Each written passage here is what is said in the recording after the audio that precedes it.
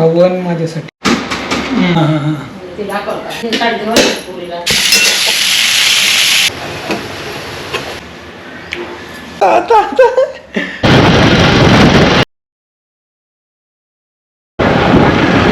भेंडी बटाटा एकत्र.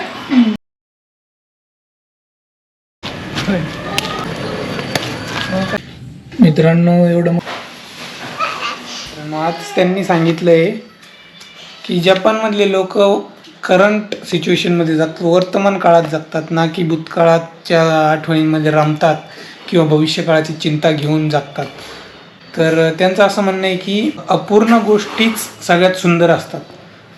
म्हणजे हा निसर्ग अपूर्ण आहे, म्हणजे परफेक्ट नाही आहे.